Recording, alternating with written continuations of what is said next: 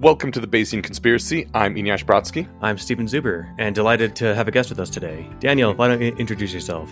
Hi, I'm Daniel Böttger, but that's always very hard to pronounce for Americans. It's a B-O umlaut T-T-G-E-R.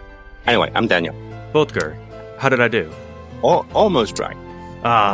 You tried. It sounded perfect to me, so you're right. Hard to pronounce by Americans. Thanks for giving us a pass. Welcome to the show, Daniel. You are here because you wrote an Astral Codex 10 guest blog post, Consciousness as Recursive Reflections. Yes. I personally love the hell out of this because I am very much a physicalist, and getting any additional insights into how it is that consciousness arises in our brains through physical processes is fascinating to me. Real quick, before we jump in on all that, how did you get a guest blog post into Astral Codex 10? Last year, there was a book review contest, and I made second place. And years earlier, Scott had said that people who get one of the first 3 spots can submit to him guest posts for consideration. Last year, he had said that it's the same rules as before, but didn't spell it out, but I remembered. So after I very surprisingly and very delightfully made second place, I knew immediately that I had this right to submit an article to him. I asked him to make sure, and he said yes, and many months later, I had this finished. Did you dig deeper into this than you would have otherwise if you hadn't had the ability to get it posted? I don't think so. I had been planning to write this out for many years, something like 14 years earlier.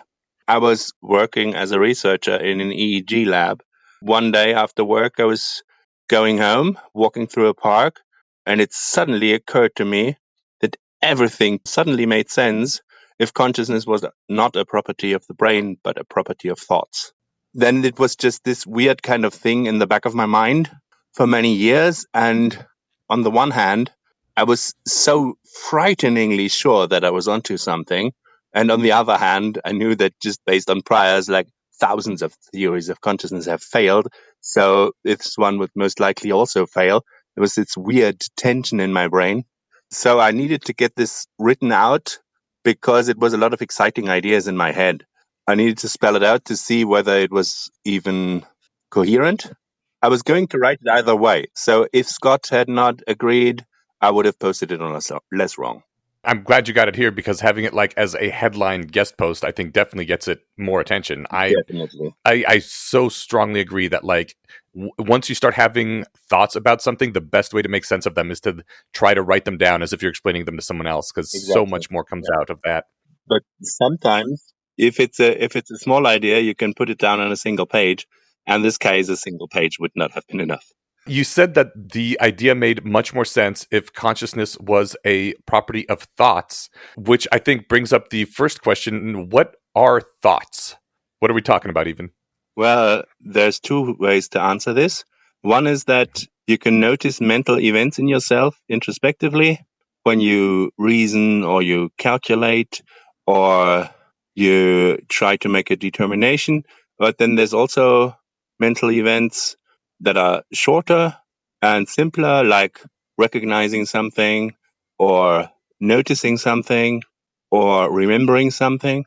And I call all of these thoughts as well, because I think the distinction between big, long reasoning processes and 2-second recognitions is not distinction in quality, just in quantity. But then, on the other hand, these things have to also be physically implemented, and they are, in the form of neuronal firing activity. There's people who disagree with this idea that a thought can be both of that at the same time. But I think basically there's this old line about how the mind is what the brain does. And I think a thought is what a neuronal spike train does. One of the things that I pulled out in your post here is that you say that thoughts are basically what neurons processing information is on a physical level. That it is what you were saying, that you're introspecting, you're noticing things happening within yourself, and the thing that you are noticing is in neurons doing their thing. Just like the mind is kind of an abstraction for what the brain does. Did I summarize that correctly? Yeah, pretty much. Although privately, I think about it like an IT guy, where software is kind of an abstraction of the electrons in the computer going from left to right. But it's not exactly an abstraction. I think of it more as a different perspective on the same thing, which, of course, a level of abstraction is. You could talk about the things you perceive introspectively as derived from the neuronal activity rather than identical with it. But I don't think you can say that the neuronal activity is derived from the things you see introspectively. Okay, yes. But yeah, when you say software, in the end, it all just boils down to electrons going from left to right, really doesn't help you visualize anything. And I think that's a lot of what people like Liam object to when I say that it boils down to neuronal activity, because technically, on the one hand, yes, it does. But on the other hand, that doesn't help you understand what's actually happening. Yeah. Right. Just like saying, to the caveman, how does my hand move when I want it to? Saying, well, it's happening in your brain. Even if they knew what brains were, that doesn't help them really understand it. Yeah. All right, well, how though? Is still a valid question to ask after. Yeah. It's really hard to figure out this brain thing. I mean, the Buddhists have been meditating on the nature of the mind for over 2,000 years and never figured out that it had anything to do with the brain. Yeah. Okay. It's something that you actually need tools to look into. You can't just think about it real hard. What are we talking about here then when we talk about neuronal activity? What is this? Well, you have these, I don't know the exact number. You have a couple of million cells in your brain called neurons. Unlike other cells, these can send each other electrical signals, mostly electrical. There's a couple of neurotransmitters involved. They can basically tap each other on the shoulder and then try to figure out, if I get tapped on the shoulder by these three guys and I try to tap on the shoulder of that other guy, what happens then? When millions of neurons do that and basically try to predict what is going to happen dependent on their own activity, you get a lot of complicated processes trying to predict their environment. It starts with neurons trying to predict an environment, and it ends up with a brain trying to predict its environment. The term you use for this, which I've heard before, when a neuron is tapping another neuron, is a neuronal firing or a spike. Yeah. It's said in here that a human brain contains between 9 and 200 billion spikes per second. Yes, pretty much. That's fantastic. I'm assuming every neuron is spiking quite a few times per second then? Yes. It varies a lot. Like when you're in deep sleep, a neuron might fire only 3 times per second. But when you're working really hard on a really complicated cognitive task, the neurons that are involved in that can fire like 50 times per second. Wow. The biggest physical claim to take out of this post, as far as I understand it, is that these neural spikes, these activations of neurons, we already know that they travel in patterns. Like, this is what neurons do in a brain. But you're saying that when these patterns that hold a lot of spikes together form in the brain, they will often form an oscillating pattern that loops around the brain continuously for some period of time, and that neural oscillation is what a thought is. Is that correct? Not all thoughts. There are thoughts that are not oscillating, like when you get a very brief stimulus, like a gunshot outside, that would, in the beginning, not necessarily oscillate because it's not a lot of stimuli that need to be bound together. But as soon as you start thinking about it, like, what was that gunshot? Was that the police? Do I need to call the police? At that point, it's oscillating. What is a thought then in terms of neuronal activity? Well, a thought is an ongoing pattern, it's a bit of activity that proceeds through a lot of neurons, can go on for a long time, or it can end after a couple of milliseconds and travel through the whole population of neurons. But neurons will usually only fire in response to having received a signal before. The interval can vary, but usually a neuron that is not receiving any signals will also not fire. So in that sense, you can see a neuron spiking, and then like 20 milliseconds later, you see the signal, the neuron that received it will also fire, And then you figure, well, these are probably connected. And that connection is what makes a thought?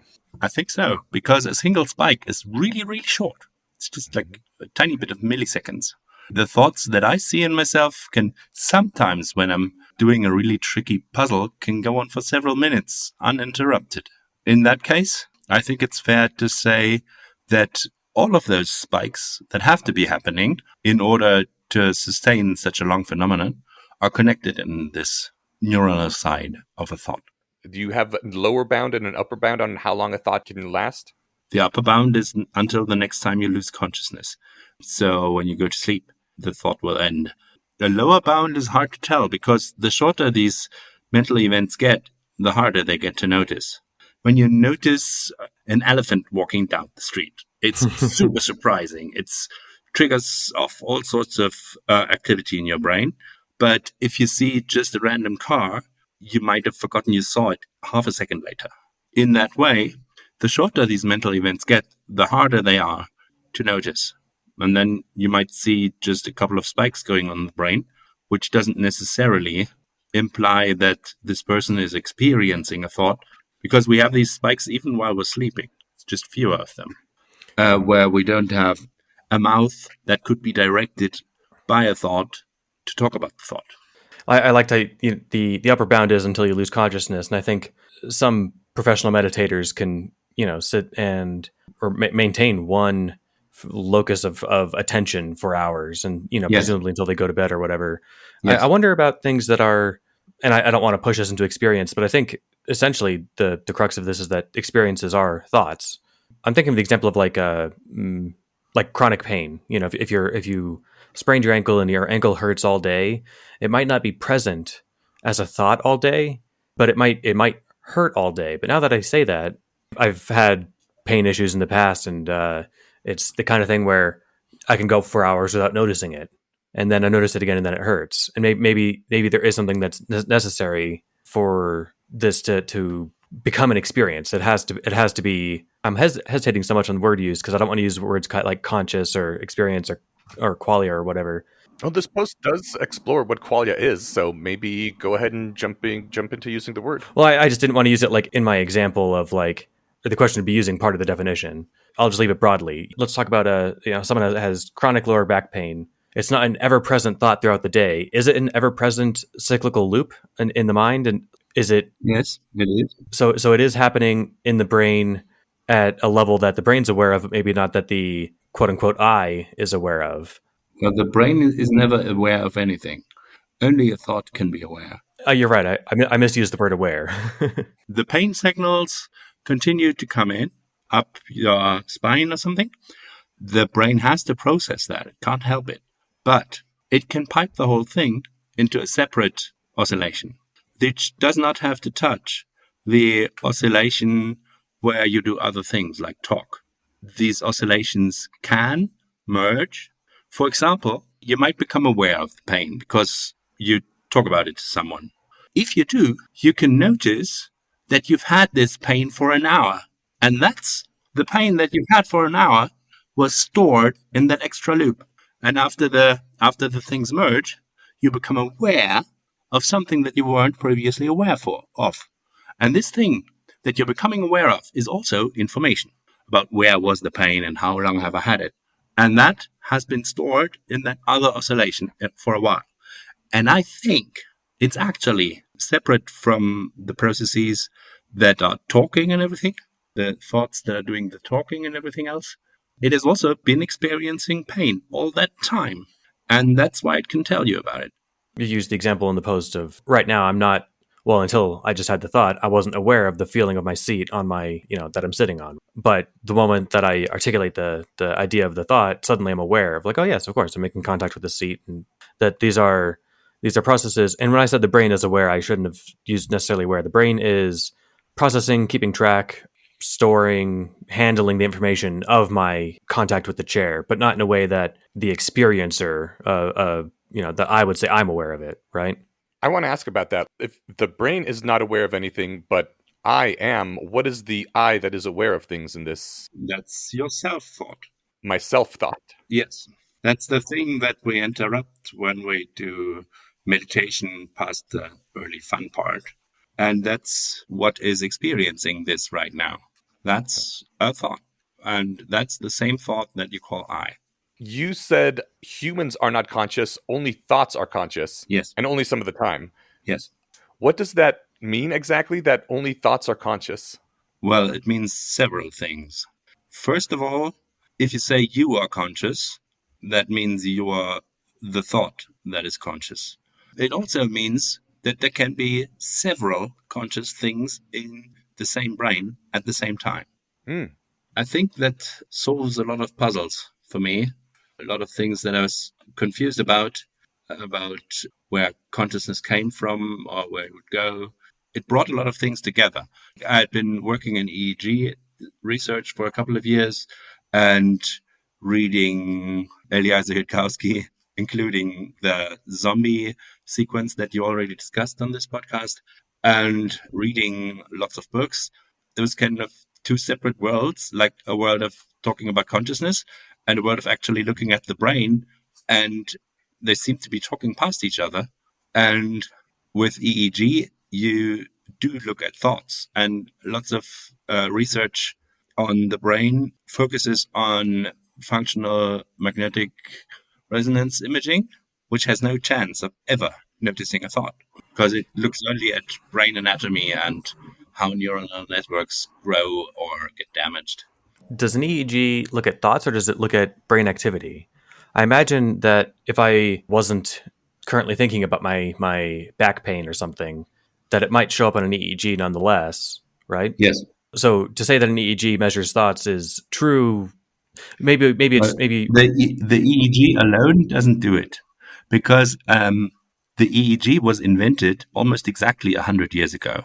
And what it does primarily is that it measures electrical flows in the brain by placing a lot of electrodes on the brain. So it can tell you that there's something going on somewhere in the brain, but mostly it gives you summaries of whether there's a lot of activity or less activity. Only in recent days, when compute has become so cheap that we can plug a lot of compute power on this EEG and then find that since we have a lot of electrodes which are placed in known locations and there's a speed of light and that kind of thing, we can actually triangulate where in the brain the signals that all of the electrodes are picking up at slightly different times, like there's microseconds between, we can triangulate where this activity was coming from.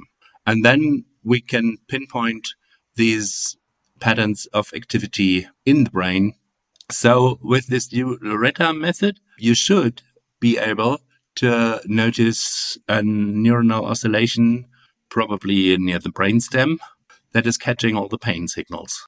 And maybe passing it on to the prefrontal cortex, where usually there's kind of it's a favorite place of all the most complicated and easiest to talk about patterns of activity. If it's not sending signals there, then you can tell that this person is currently not feeling the pain.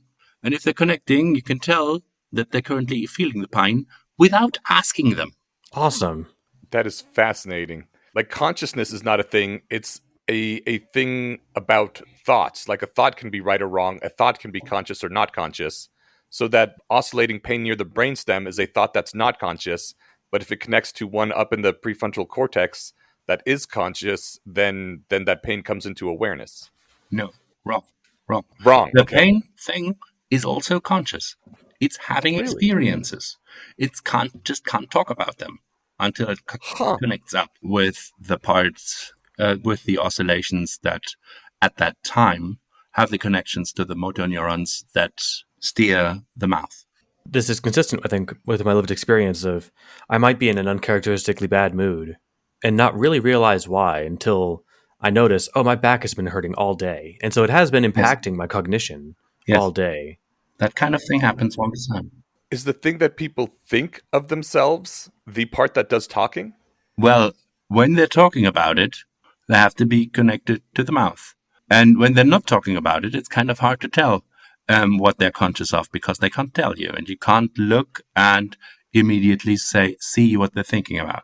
You can maybe make a couple of inferences, like this one is near the brainstem. It's probably not thinking about nuclear physics, but we still can't read minds. What's the difference between me being conscious of the chair that I'm sitting on and me not being conscious of the chair that I'm sitting on? The difference is whether the thought that you are here identifying with yourself, whether that one is receiving signals from your buttocks or not, or whether they're going somewhere else. Is there one just stable thought that I think of as myself that things connect to or not? No. All the thoughts are thinking of themselves as Inyas. They are all anthropomorphizing themselves because it makes no sense for them to have a separate identity. There can be 3 separate thoughts in your brain that all think of themselves as you. When they merge, they won't even notice that there used to be 2 separate things because they don't have identities that might conflict. The difference between you talking about feeling your buttocks or not is mostly whether one of these thoughts has taken control of the mouth and whether that particular thought is feeling the butt. Huh. I don't want to get too tied up in the relation between thoughts and vocalizing them, because I have lots of thoughts I don't vocalize.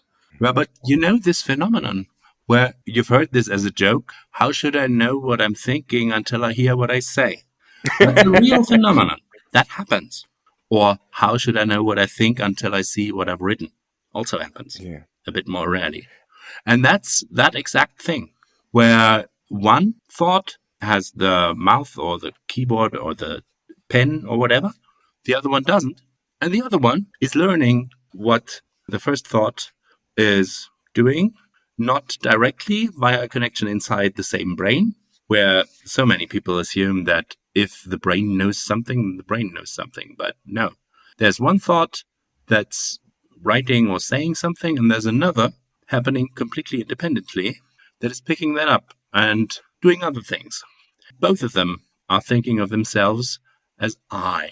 I really love this also because it ties into Andrew Cutler's theory of consciousness being linked to when humans began to have the ability to think linguistically and specifically think of the pronoun I as referring to themselves and then iterate on that thought, which seems like a very similar kind of thing. Like, how could you even have a feeling of personhood if you don't have this ability to think about I, right? Well, I don't know. I mean, a lot of animals don't talk and still recognize themselves in a mirror and that kind of thing. I absolutely agree that there's a co-evolution of thoughts with language, especially because predictive processing, which is how we understand causality, is super suspiciously similar to grammar. Both of them take large amounts of raw data and compress them into more highly structured bits of information. Both of them do it recursively. Both of them are things we humans can do better than other animals. I do think there has to be a link there, but I don't agree on this particular point that a feeling of self would only arise after the pronoun I is invented. I don't think so. The part that talks about itself as the I, is that a uniquely human part then, but doesn't capture all of consciousness? That's an excellent question. And I think we can and should figure that out because we can already do EEGs of, for example, cows.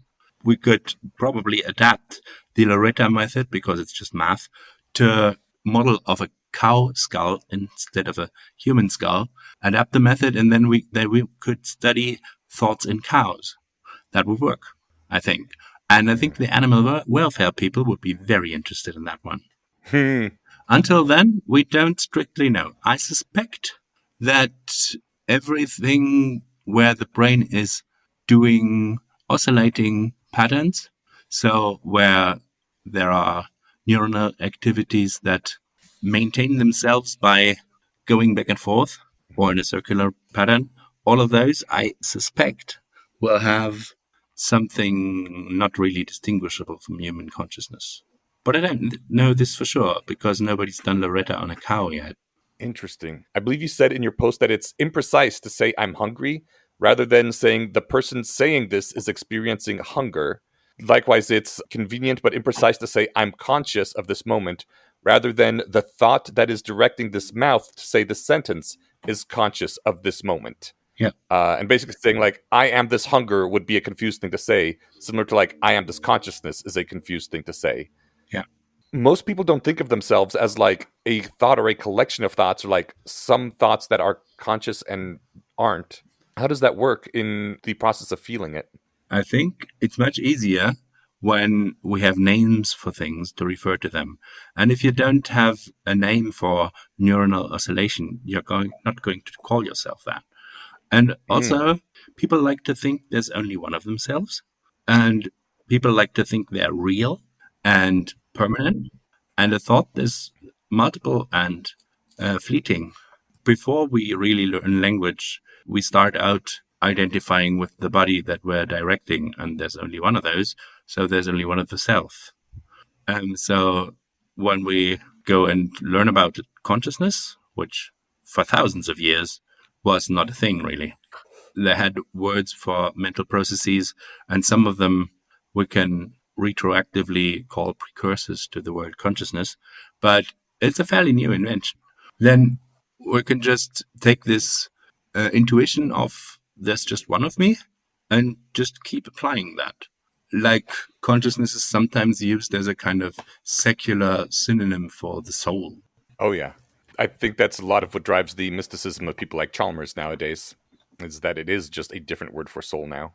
And the idea is that with current and more refined versions of current technology, it might be possible to determine the difference between the part of Enyash's brain who's sitting in this machine that is processing the feeling of the machine itself, how warm the room is, how cold the table is, or whatever. Well, these are very different things on a neuronal level because they're coming in from different sensory channels. There can be a thought in Enyash's brain that is hearing the traffic noise outside, and there can be another part in Enyash's brain that is smelling the pizza from yesterday, and there can be another that is feeling that the room is a bit too warm.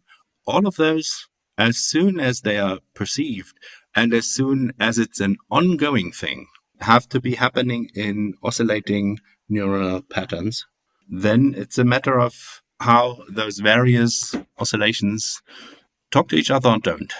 Is the idea then that it might be possible in the future to distinguish between, I guess, would it be fair to just shorthand those sorts of things as, say, subconscious experiences versus conscious experiences where the smell of the room, the ambient temperature is something that's going on in the background, but of course is happening in the brain and is being processed there, versus then Enyash realizing, oh, it is cold in here. Like those are two different kinds of things. Or rather, those are... Yeah, that can be distinguished.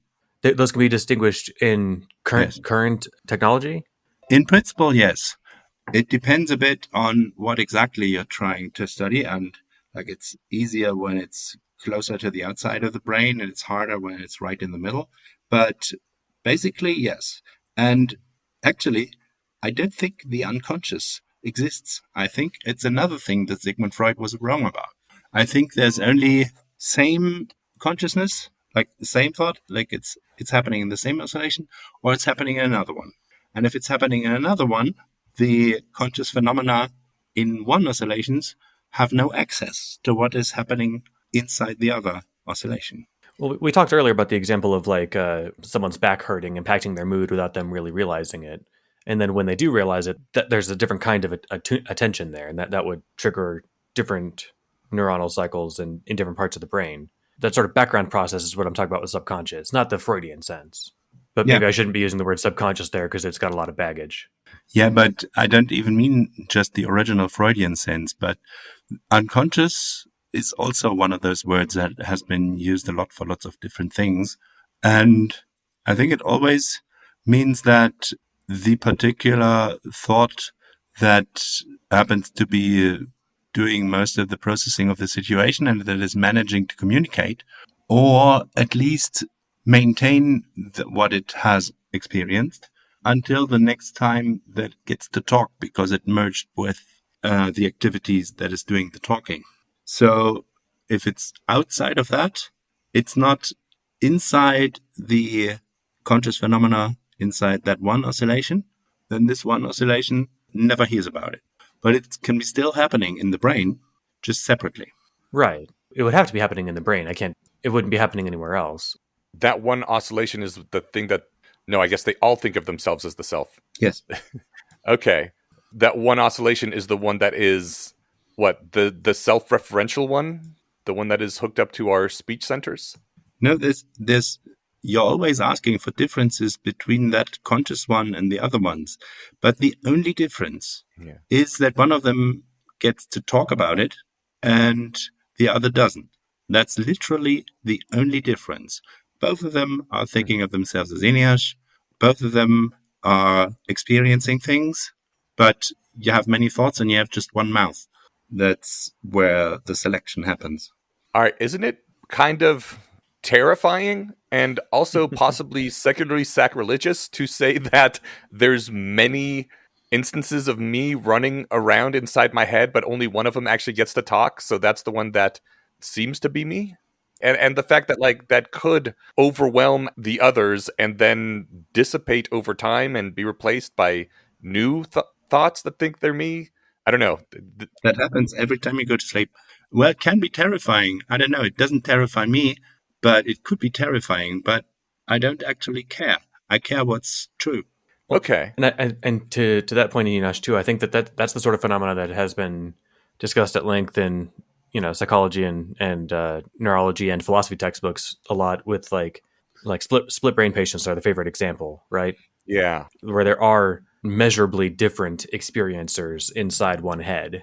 Yeah. It is interesting to think that there is a subroutine in my brain that if it were to rise to enough, I don't want to use the word attention, enough activity, that becomes the part that starts being the conscious part. The one that says, hey, I'm having this experience or whatever, even though it's in the background, it's always there. No, it's not the conscious one. I mean, I'm sorry. I keep repeating myself. No, it's important because you're repeating yourself because it's not landing for me, and I think that's helpful. The difference, if you want a difference between a conscious thought and an unconscious thought, there's a simple one.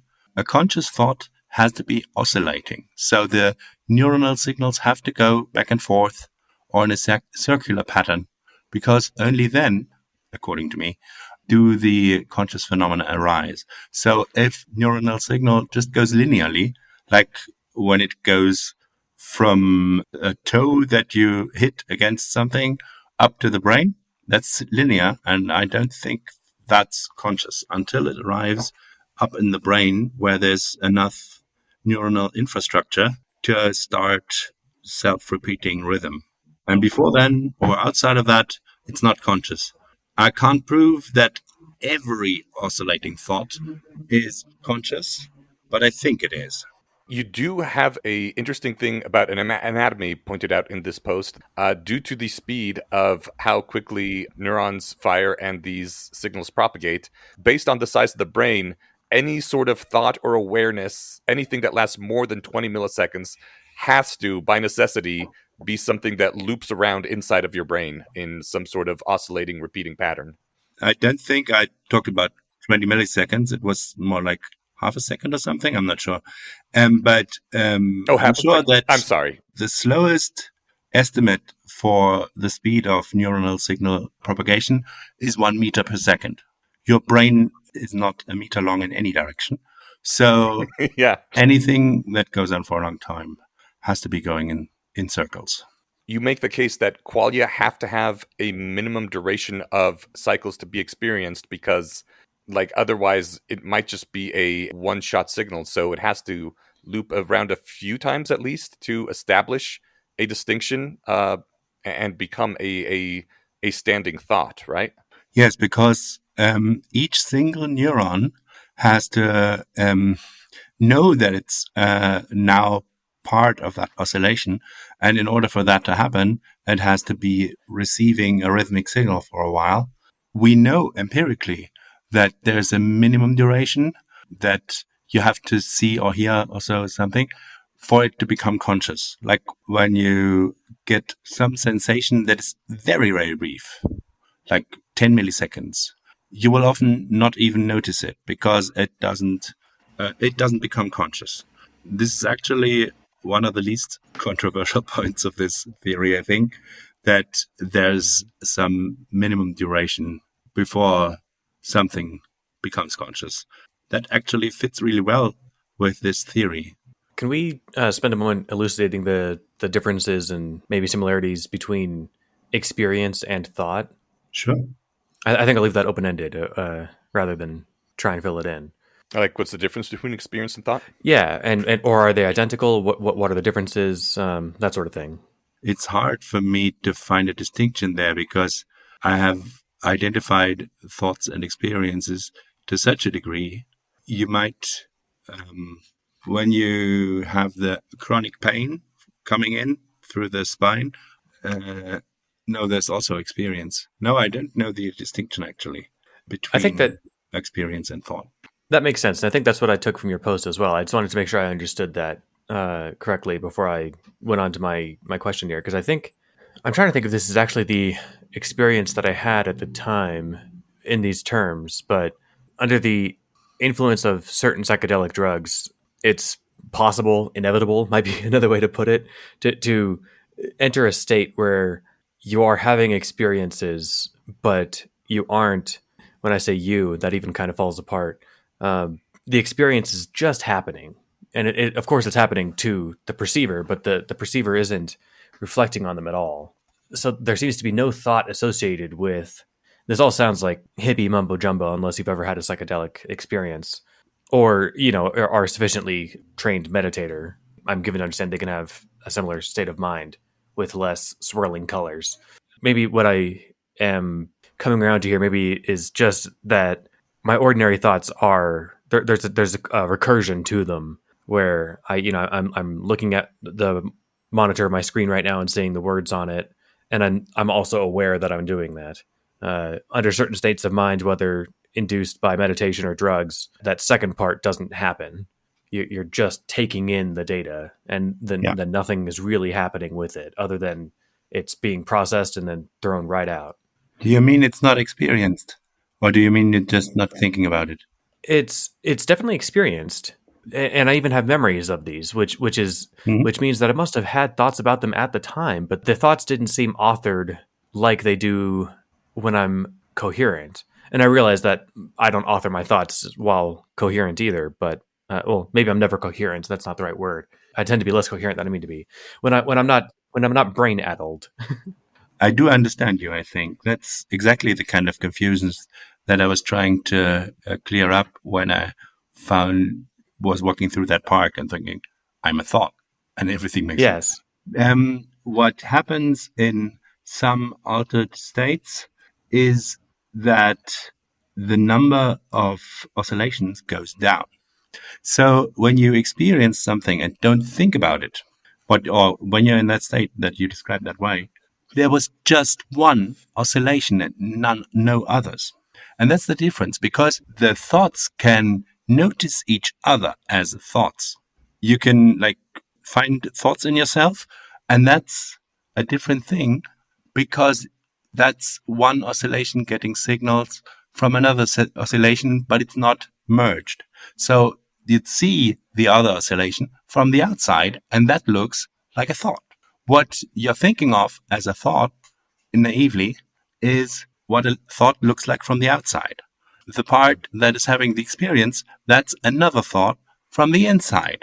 You don't see that one from the outside because that one is looking from the inside. So it doesn't recognize that it is itself a thought. So what happens in these states where the brain is poisoned in some way or forced into a situation that it is not adapted for, like sitting still for a long time or in darkness or that kind of thing, is that activity actually goes down, and sometimes there's just one thought remaining and it doesn't see any other thoughts, and then concludes that there are no thoughts because it's not seeing any, because it's not seeing its own outside. Did that make sense? It did. That was awesome. That's exactly the kind of answer I was looking for. Did that land with your experiences at all, Inyash? I think I've had different drug experiences than you have. Yeah, for some reason you seem particularly robust against losing your mind the way that I do, the way that I can. Maybe I just got to take even more. Maybe we'll figure out the trick. You'll lose your mind at some point, Yeah. and then you'll find it again and be like, "Wow, that was cool." There's another. This might just be the same kind of answer. So let me just lay out the case. We talked with Liam last episode, or maybe the one before, about people put under general anesthesia for surgeries. A friend of mine recently had his appendix removed. When he's put under anesthesia, lights are out. We entertained the horrifying idea just for the thought experiment of maybe while he's getting his appendix out, there is an experiencer. It hurts, it's stressful and all that, but he forgets everything. That's what the anesthesia does. Is it's just amnesiac and paralyzing. There's also the idea that maybe it just turns off the part that does the processing. When we were talking earlier about pain signals arising from like the brainstem to the prefrontal cortex, that's oversimplifying, but I think the point will work either way. It seems possible in principle to get in the way of that signal and say, you know what, I'm going to block it from here, and it won't make it to the attentive part of your brain. Yeah, except there is no attentive part of your brain, and there's very different types of anesthesia. I'm not familiar with the pharmacokinetics of each, but you could make sure there's no consciousness if you make sure that none of the neurons are able to maintain a constant rhythm, which I'm sure is doable somehow, probably several ways. And that will be different from amnesia. You can just make the neurons so confused that they basically forget the pain. I think that makes sense. So in the amnesiac case, I'm trying to just imagine what this would look like in this picture. So everything is happening as normal for the person right up until the amnesia wears off or kicks in, however it's framed. And then all of that is just lost. You just don't have the memory of it, but it was all there at the time. Versus it not being there at the time, like if you're totally unconscious. For example, if you're asleep. Although, this is maybe an interesting wrinkle. So sleepwalkers, they can sometimes find themselves making it all the way to the kitchen and trying to make a snack, for example. Yeah. And they can drive cars. Unfortunately, yes. Sleepwalkers can do everything that doesn't require the handling of many separate bits of information. Because if you have to juggle like 3 bits of information to complete the task, that takes an oscillation. And that involves consciousness, and sleepwalker is not able to do that. So they're not able to do an oscillation that can do complicated information processing. But there's a lot of things that sleepwalkers can do. Yeah, it seems like they can do a surprising amount then without this kind of cyclical processing. Then, I mean, they can have something akin to the thought of, where are my car keys? Oh, they're over here. Let me go get them. Yeah. Let's go to my car. Let's turn it on. And all of that is happening, you're saying, without the. If you had like several car keys and you had put them somewhere else, a sleepwalker wouldn't find them. If you have them always in the same place, you can find it even while you're sleepwalking, because that's not short-term information like what we like to misleadingly call working memory. That one, the sleepwalker doesn't have. Right on. If this is a digression, we can move past it. But why do you say it's misleadingly called working memory? It leads you to imagine that there's just one of them. There's one working memory, and that's just not the case. Right. You have a lot of subroutines doing lots of tasks. You have the working memory, or what we call working memory, is implemented inside the oscillation. There's no working memory outside of oscillations. If you have several oscillations, each of them has that kind of place to store information. The working memory being, for most people, it's 7 plus or minus 2, right? Yeah, that's really well studied, yes. Is that due to how many standing oscillations can be juggled at one time in the brain? No, it's due to how large can a single oscillation get. The processing capacity of the thought rises the more neurons are recruited into it. If you have more, you can do more complicated thinking, and if you have less, you can't. When you sit people down in a research lab and you give them pieces of information that they need to remember and you ask them a minute later, they will usually not be distracted.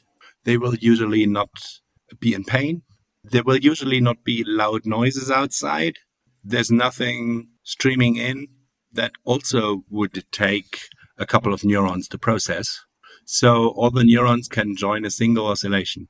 This is a part that I left out of the theory, but by far the best studied oscillation is called the resting state network. If you leave a brain alone, it will usually tend to fall into a single oscillation that goes through all of the brain. That usually involves daydreaming and thinking, especially about social situations, like what should I talk about to X the next time I meet her. It also is engaged when you're watching TV, where there's also lots of narratives that you can follow, lots of bits of information you can pick up and play with. There's a huge amount of research on that resting state network because it's so huge that you can pick it up on the EEG even without this new Loretta method. So that has been studied for decades in all sorts of relations, like how the resting state network of a depressed person is different from the resting state network of an ADHD person, or that kind of thing. There's lots of studies on that. I think these people who were doing the working memory tasks where they ended up with 7 plus or minus 2 were probably mostly in a resting state network at the time because they were not being distracted. There was nothing surprising coming in. Your working memory is 7 plus or minus 2 under the best possible conditions. And also all the meditation practices also tend to do things that are great for the resting state network, like mellow lighting, nobody dangerous or high maintenance around, no problems to solve, no surprising stimuli. If you do all that, you're already much of the way to reducing the normal amount of activity in your brain down to just one oscillation, which at some point might get to the point where it doesn't perceive any other thoughts because there's just one of them, the resting state network.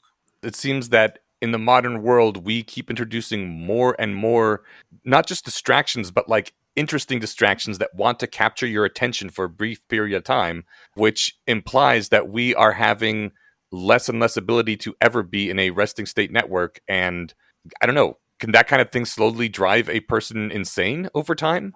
I'm optimistic about that because it depends what you compare it with. If you compare it with 100 years ago, where you're at peace, at least over there in America, and you're relatively prosperous and everyone can afford a house, but loudspeakers are not so common yet. Sure, if you compare it to that, yeah, there's more noise or visual noise or sorts of things happening. But if you go back to when our brains evolved, we were in the African savannah, and being obnoxiously loud was the comparative advantage of humans. That was how we drove away the lions and the hyenas and the saber-tooths, because we were so fucking loud all the time, and we could throw stones or even sing in unison. That was terrifying.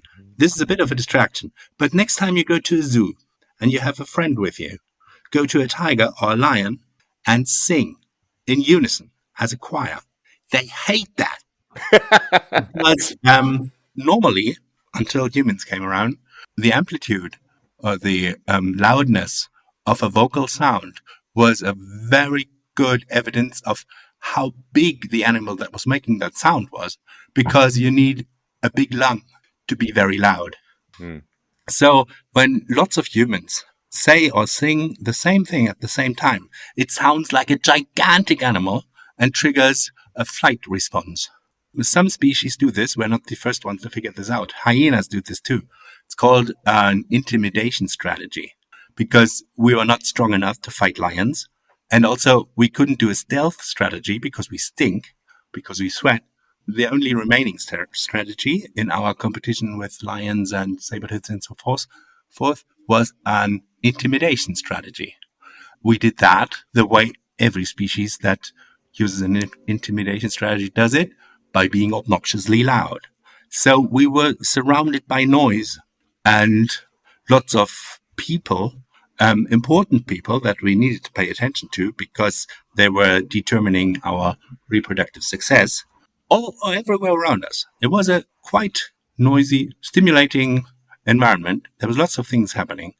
And I don't think we are maladapted to a very distracting and noisy environment. There's something kind of beautifully romantic about the idea of a band of humans joining hands in choir to scare off a roving pack of wolves. I think this is also why children are so noisy. They're doing their part. And babies are doing their part too. I like that a lot. That makes me, even if I still don't like the sound, it makes me appreciate the fact that they're making those sounds. There's a part in the post where you say that small high frequency oscillations arise in response to sensory stimuli.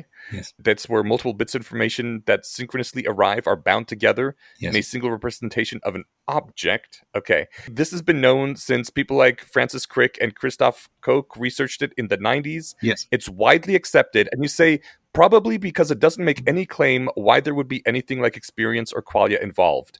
Yeah. And that kind of stopped me short because to me this sounds like qualia, like small high frequency oscillations in response to sensory stimuli.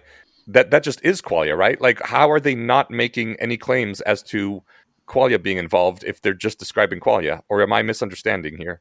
If you read their papers, they don't make any claims about qualia.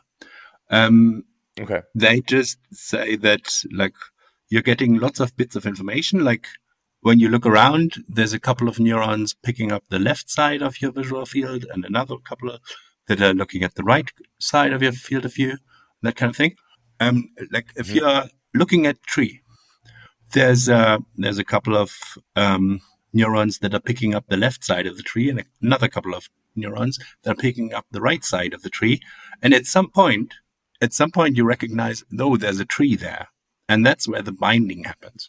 The phenomenon of binding is very well studied. It's how you create a representation of something.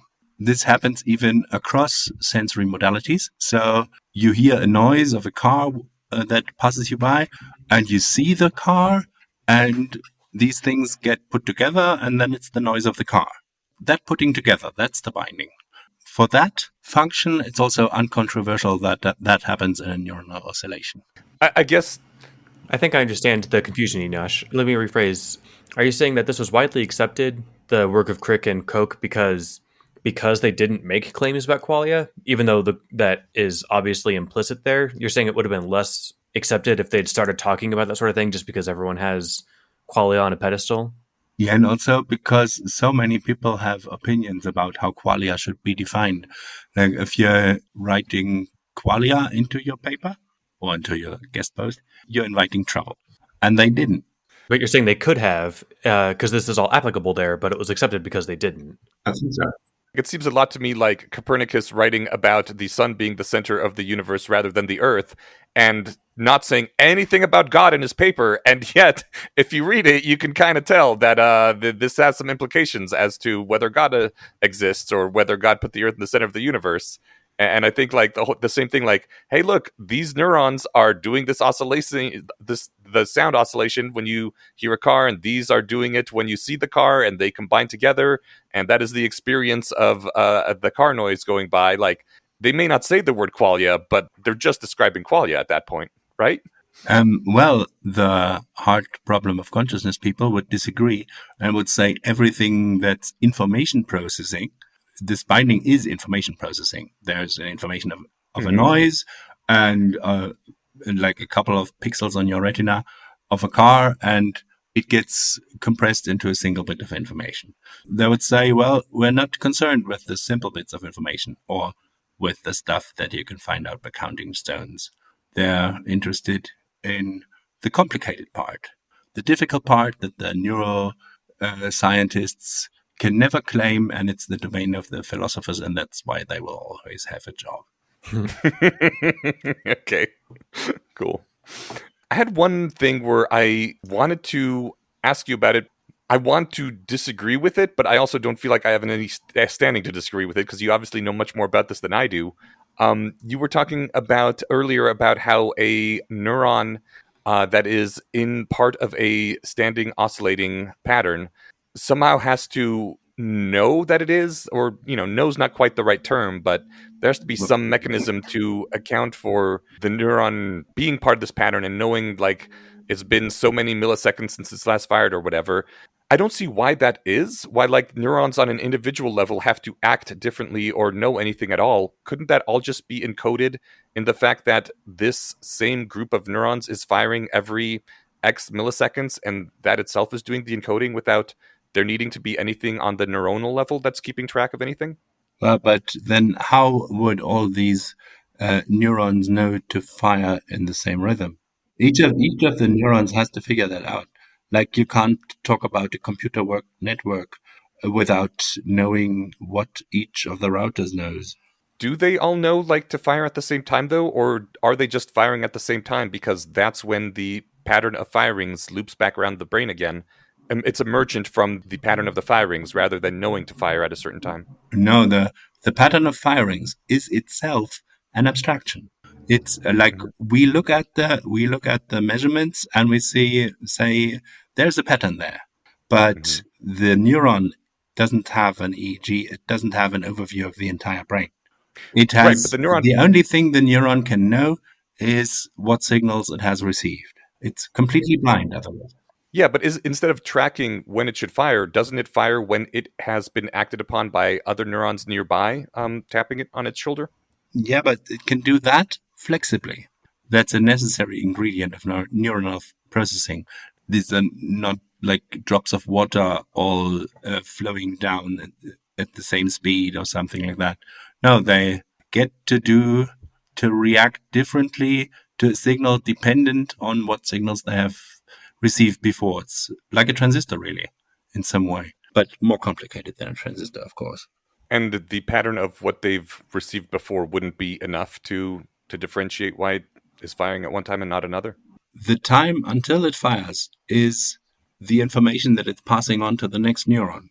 So that's decisive, and an oscillation can only be there if the same pattern gets contained all the time. So each neuron has to learn its place in that pattern. And you're saying the fact that we don't know what has caused it to learn is the next thing that needs to be researched? Learn when to fire? Yeah. If you go into the neuron, you have to go down to the molecular level. There's like ions being lit through membranes or not. These processes are pretty well studied, but I don't personally understand them very well.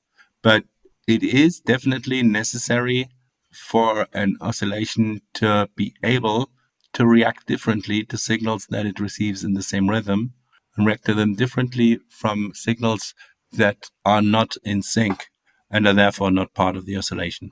I'm pretty sure that's doable, but that's the weakest point of my theory because I can't break it down to the level of molecules and ions. Although in the comments on the guest post, someone suggested a solution. I have not studied it sufficiently yet, but apparently there's an enzyme that might be the solution. Oh, fantastic. One last thing I want to hit before I pass the baton over to Stephen. I'm sorry, Stephen. No, go ahead.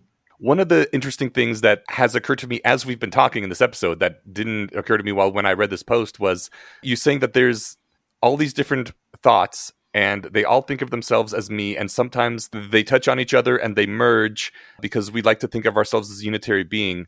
I keep being reminded how it sounds like in the past this was much less the case, that people just seemed to be a bit more fragmented. And I think the breakdown of the bicameral mind touches on this. Almost seems like in the past people were more willing to say, rather than I had this thought or I had this change of heart, they say something like a God spoke to me. The idea being that maybe people back then just didn't recognize some thoughts that are internal to themselves as being internal and thought of them as separate entities within them talking to them. Mm-hmm. Do you think that was different oscillations? And do you think that in the modern day, we have some sort of important secular drive to try to unify all of our being into a single coherent person, which people didn't have before, and they were more comfortable thinking of themselves as multiple beings and gods whispering to them and forces working on them that for some reason we want to get rid of. And also, isn't that better? I prefer to think of myself as one person rather than a person influenced by gods. Like, maybe we're on to doing the right thing here. What are your thoughts on all this? Yeah, I'm not really convinced by James' bicameral mind, but yeah, it's certainly a similar idea. I know that not in a long time ago, but today, there are people experimenting with techniques like creating tulpas. You heard that? I actually know someone. Yeah. Yeah, I know someone with one. I don't. Can we elaborate on that a sec? It's a second personality living inside your own brain that you can talk with. Can we elaborate on that for a second? What more is there to elaborate on? Well, I mean, is this the like where I have a mental model of Eneasz that I can consult to say what would Eneasz say, or is this something? Yeah, pretty much. Except you turn it more permanent, and when you do that, at some point, Eneasz might start talking to you while you're sitting in the bathroom alone. Like, you can cultivate that model of Eneasz in your brain, and I'm not an expert, but there are techniques for installing that kind of instance of Eneasz in your brain. And then, of course, that will also be a thought. Okay. Oh, so this is just doing that sort of thing with more deliberation and technique behind it. It's not some cool new technology I haven't heard of yet. Right? No, it's not. But it's evidence that this kind of thing is possible, and so it might also have happened 2,000 years ago when people were talking to Apollo, and at some point stopped doing it only in the temple, but also were talking to Apollo while walking down the street. That's certainly plausible to me. How do you feel about this? Is this a bad idea? I don't know, but you could just Google tulpa and try it for yourself, I guess. But I haven't done that, so I could only speculate and like not to do that. I'm definitely not going to do that. The one person that I know, and I've heard from other people who have tulpas, are pretty darn happy with it. But I kind of like at least the fiction of there being just one person inside any body that I'm interacting with. I think that makes it much easier to run a modern world and to have stable people that I'm interacting with. I don't know. It worries me. Yeah, but then they're not taking over. Like, if you design them right, they are not allowed to take over your mouth and your hands and everything. Yeah. I heard that there's ways to like give that kind of thought just limited access. There's another example I just thought of in modern shamanism. It is almost required, but definitely expected for everyone involved to know their power animal. That's also something you don't just know, like my power animal is bear. No, you actually get to talk to bear.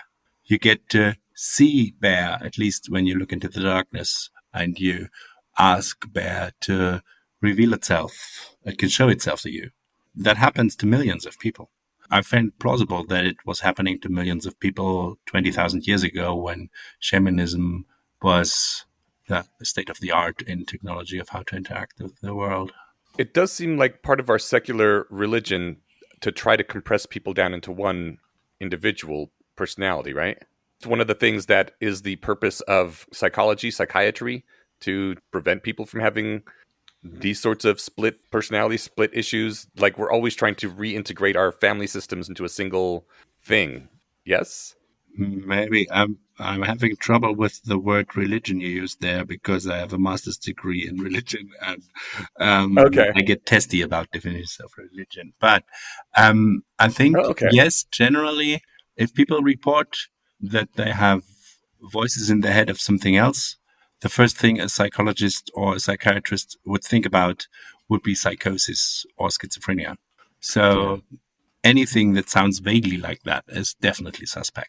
It sounds like you are more along the lines of we should accept this, and it's not a terrible thing that we have all these different thoughts in ourselves that all think of themselves as I. It's just the case. I mean, you can accept it or you can struggle against it, but it just happens to be true. Do you think there's any implication to how we should live our lives?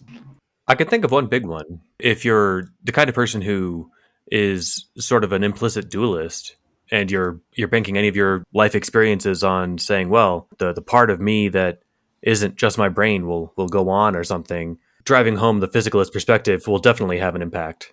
If physicalism won, that would change a lot, but I don't think that's going to happen anytime soon. There's too many people who just don't want that. I think that a lot of ethical theories assume that one person has one consciousness. If you're trying to reduce suffering, and suffering is a property of conscious phenomena, like because suffering you're not conscious of, like under general anesthesia, is not a problem. But if you have like several things in your brain that all can suffer, you probably have multiplied your problem. That's a good point. It also opens up the possibility for if we could make philosophically zombie cows, that would also remove the ethical nightmare involved with how we mass produce meat.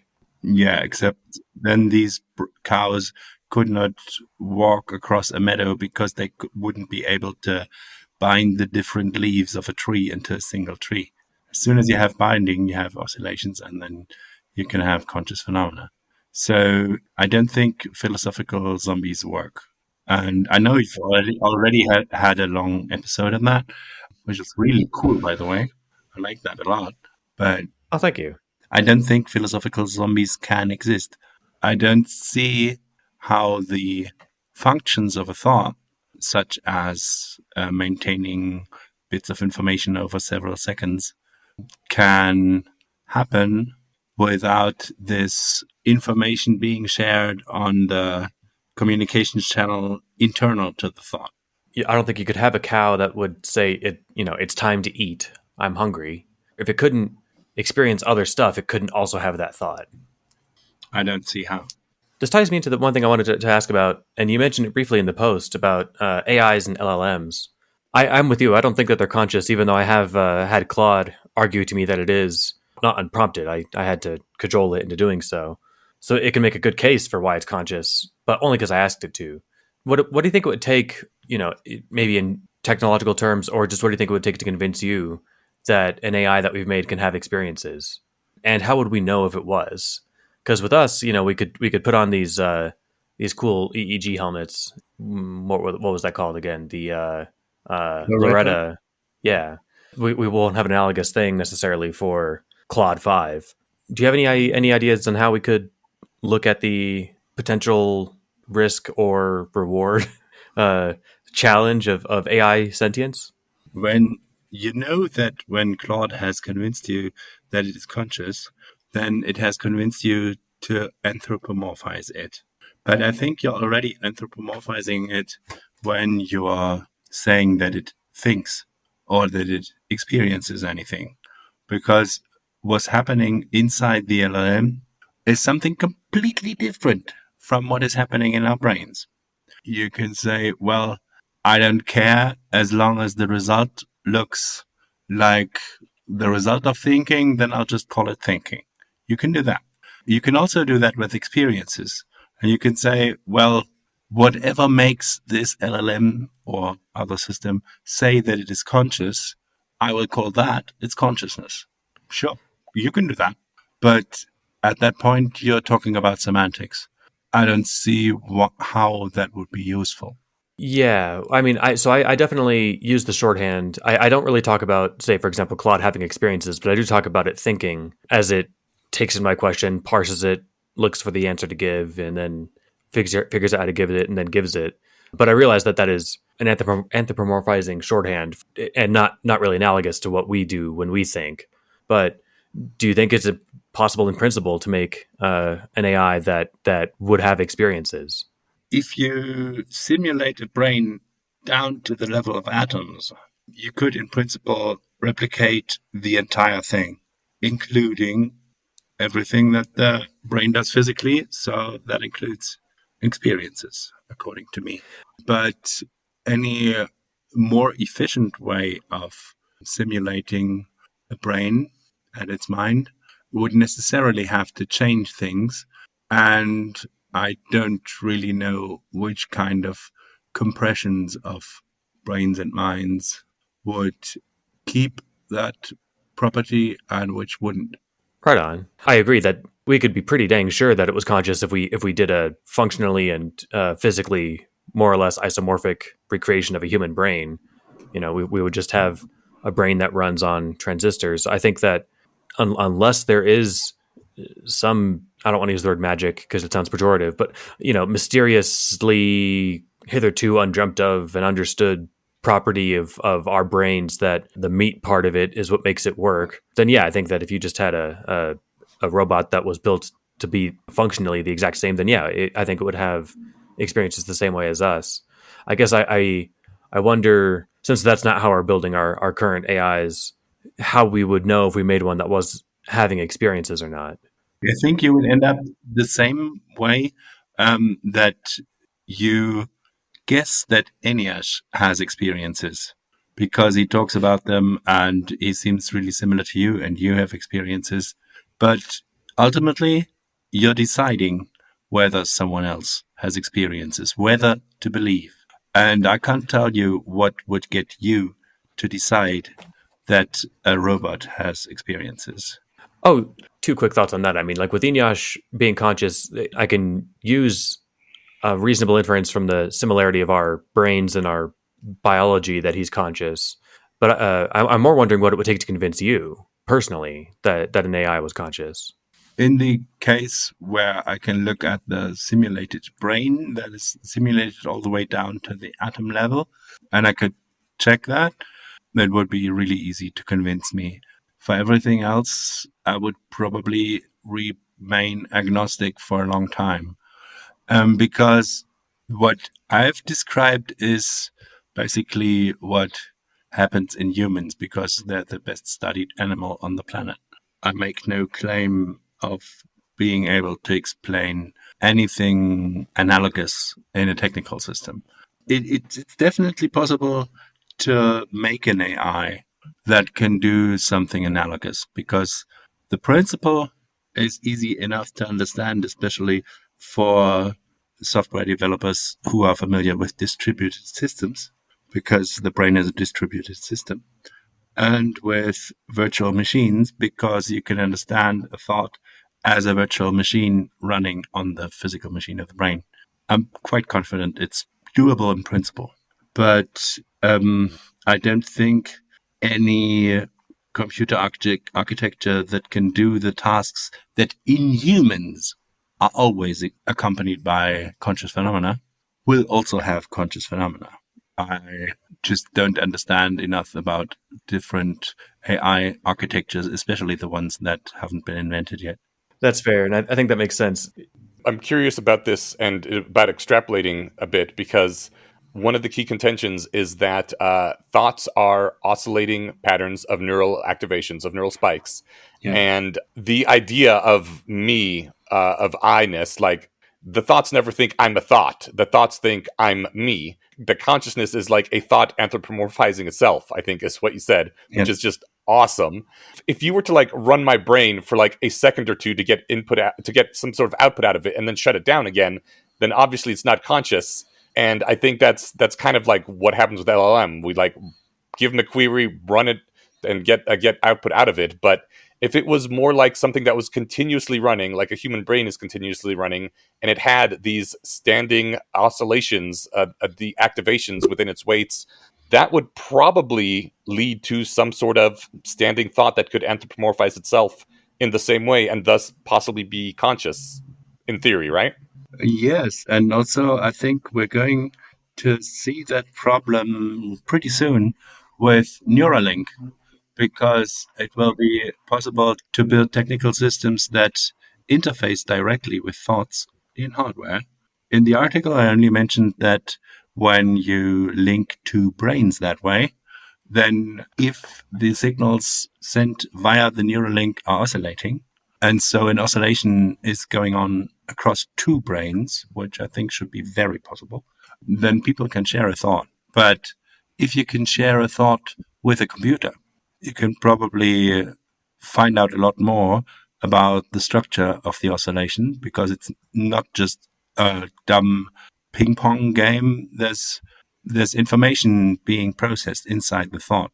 If we can take a lot of snapshots of oscillations that way across time, we can probably find out more. And I would be surprised if nobody would soon start to build computer side software that feels to the neural linked person like they're linked to another brain.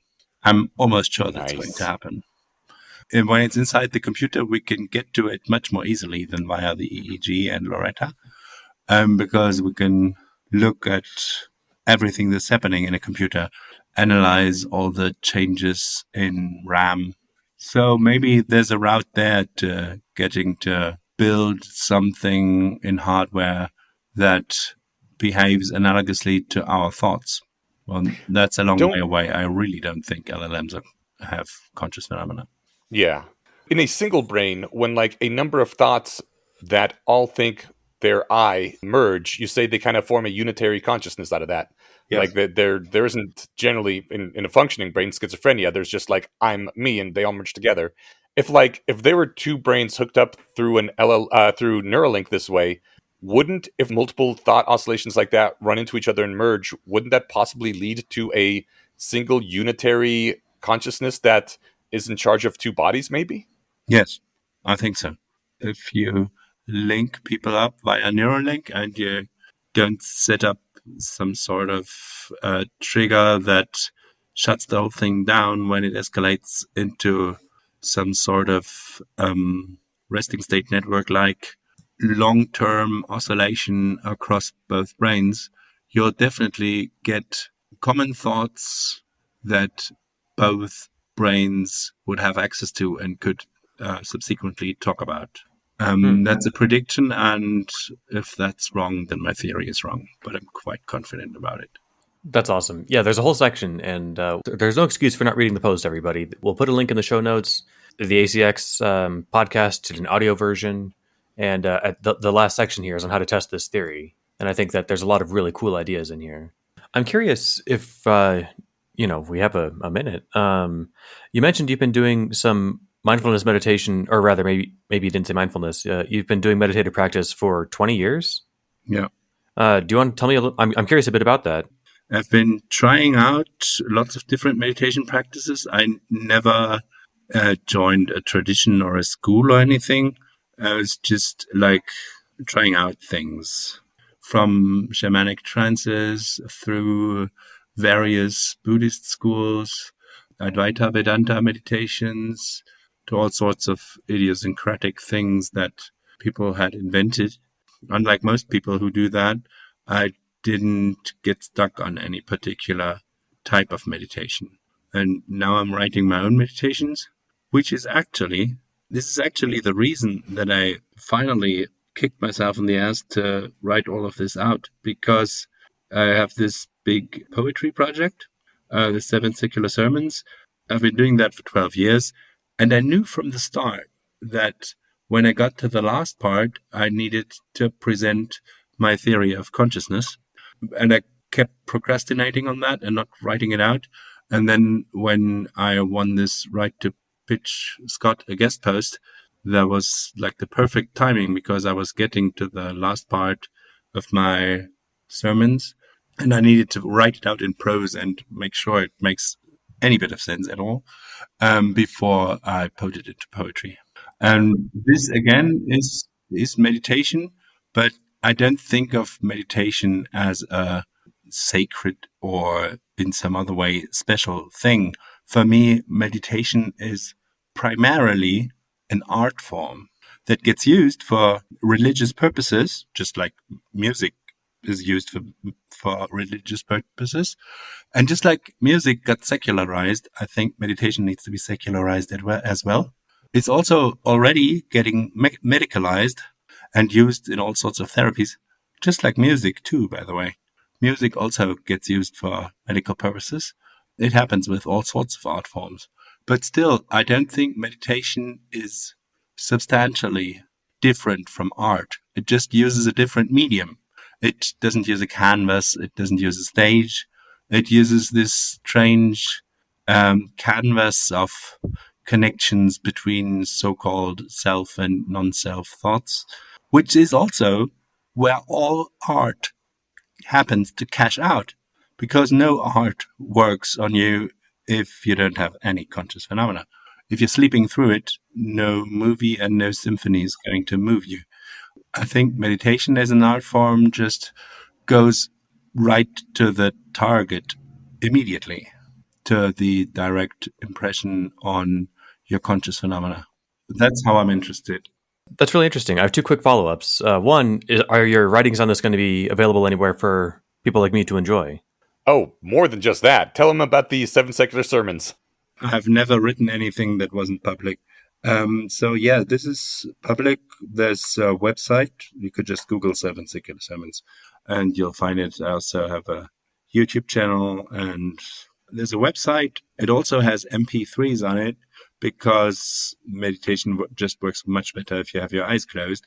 Again, the default state network arises most readily when your eyes are closed. So it's much better to listen to rather than read. I'm going to do that today. I'm really excited. That's awesome.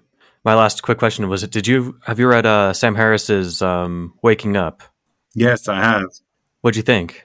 I'm sad that he's so profoundly mistaken about the nature of consciousness. Oh, no. Because he thinks about consciousness so much, and still he thinks that consciousness and thoughts are two totally separate things. But I think his Waking Up app is, in my opinion, the best meditation app that there is, and I've tested a couple. So I like Sam Harris a lot. He's just very wrong on his most central point. But do you think there's still value to be gleaned from his talk on meditation in particular? Definitely. Awesome. To anyone who's never done meditation and wants to try it for the first time, to any of those people, I would recommend this app over any book, any teacher that I've ever heard of, and any other app. It's really good. That's the same feedback I've heard from anyone who's tried multiple apps, that his is unparalleled in how good it is.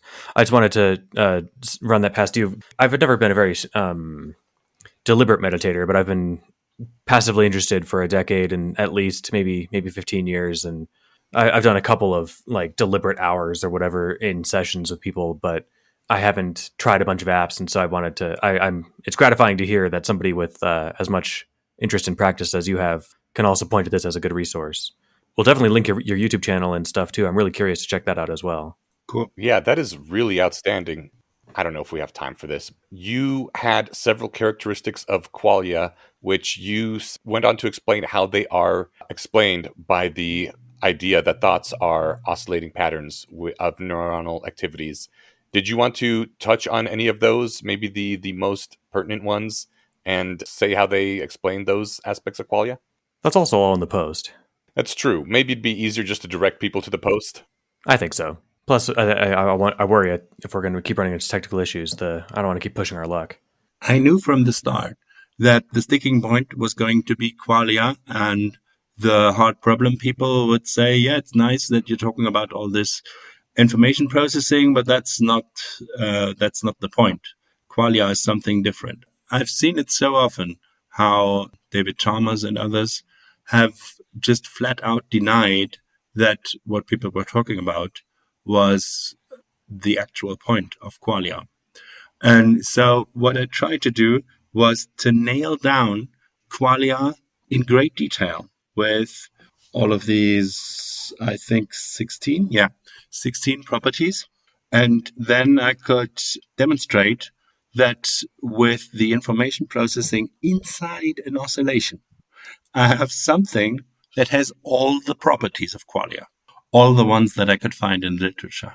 And I do have a good overview of the literature, and nobody so far has proposed a property of qualia that is not on this list. So I think I have nailed it down successfully, just so people can't do some kind of bait and switch where they say, well, yeah, but that is not qualia.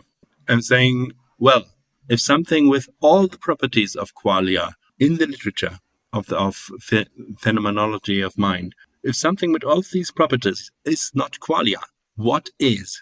Yeah, I think you did a good job getting ahead of that by, again, listing everything out and then coming back to it at the end. It's a very concise, despite being information dense. It's like a 30-minute read. It's definitely not intimidating in its length. So I recommend everyone check it out.